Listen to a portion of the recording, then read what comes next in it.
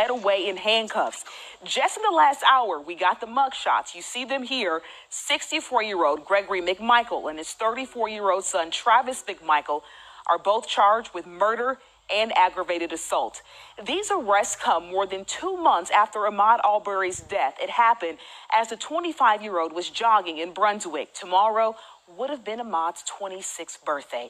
There are many layers to this story tonight, and we are walking you through every one, so stick around. I hope, and I spoke to the family's attorney tonight in an exclusive interview. We have that coming up, but first tonight, Natisha Lange joins us live outside GBI headquarters in DeKalb County. Natisha, this is ground zero for the Arbery investigation. Ground zero is right, Aisha. They joined the investigation late, but as you see tonight, 2 arrests. We learned this about 8 o'clock when GBI said that they arrested Greggory and Travis McMichael for the death of Ahmaud Arbery. They've both been arrested and charged with murder and aggravated assault. There were 2 prosecutors on this case before who recused themselves for conflict of interest. Greggory McMichael previously worked as an investigator with the Glynn County DA's office, and a 3rd prosecutor had planned to have a grand jury hear this case. Now take a look. This is the video the 2 were seen in confronting Arbery as he was jogging through a Brunswick neighborhood. Now, in a 911 call that we just received today, they told police they believed he was a burglary suspect. A scuffle broke out between the men and Arbery was shot and killed. It's taken 10 weeks since that shooting. Now, let me walk you through the timeline. The deadly shooting happened back on February 23rd. No charges filed since then.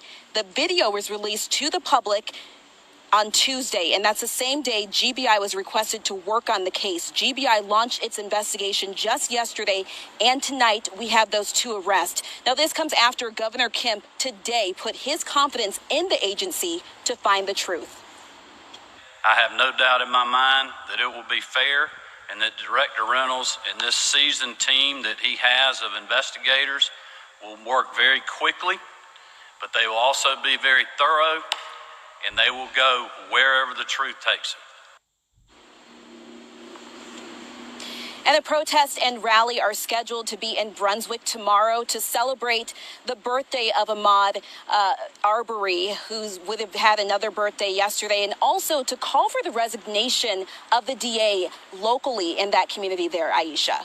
All right, now, Natisha, a lot of people are calling for that, but what do we know? Because now we're on number 3. Any indications about some of the key bullet points that could come out of this press conference, especially as it relates to who's leading the investigation? Well, we know that GBI took over as leading the investigation. We also know that, according to the Justice Department, that the FBI also joined the investigation. So that could indicate that there could be hate crime charges that could be filed in this as well. However, it's going to be a long-going process before we find out more information. But there could be a lot more information that we find out about the interviews that they may conduct with the 2 McMichaels over the course of this night, and that could be revealed tomorrow during that press conference, Aisha. All right, thank you so much, Natisha. I just sat down and talked with the attorney for Ahmaud Arbery's family in an exclusive interview with 11 Alive. Lee Merritt tells me about the moment he got the call and what's next in this case. Mr. Merritt, we know that this arrest is just the first step. It is a long way from charges to conviction. So tell me, what was it like on the eve of Ahmaud's 26th birthday to get the call that the McMichaels have been arrested 10 weeks later? You know, it was very relieving for this family. As soon as I learned from a Georgia Bureau of Investigation agent, and I called Ahmaud's mom right away, Wanda Cooper. And you know what? She gave me a big exhale, and she was very, very excited about the indictment. About the arrest. But she remained still very stoic, as she's sort of remained during this entire process. You can tell that she's really focused on seeing these men convicted and appropriately sentenced. And so we're getting a lot of questions tonight about the man who recorded the video and what's going to happen with him. Do we know any update about the status of an arrest or charges coming for him? My understanding is that he is still being investigated, and that there's a strong likelihood that he will also be charged. But at this point, they don't have enough evidence to move forward with charges. And so, what do you say about the social media reaction in that video coming out? Things just really, really turned up this week, and it seems like it went from nothing to a whole lot of something fast. So it's important to note that the video was already in the hands of prosecutors and investigators prior to it being released publicly. And so what we learned from that is it was the public reaction that caused the major shift in this case. And so what I hope people take away from that is that it's going to be their continued investment that will ensure that justice is done in this case. What can we expect next out of this case? Well, we still need to see the arrest, I believe, of the third suspect. We need to see these men formally indicted, and those state charges have to move forward. I believe, and the family is asking for a special prosecutor for the state charges. But when I say I specify state charges because we believe that there should also be parallel federal charges. Georgia doesn't have a hate crime statute, but there are federal hate crime protections that we believe should also be pursued here. Okay, and so as it relates to going into tomorrow, we know that the press conference is coming, and that's going to be coming on Ahmaud's 26th birthday. Let's talk about the significance of the timing, and I'm sure that is so hard for his mother, who she gave birth to him on Mother's Day.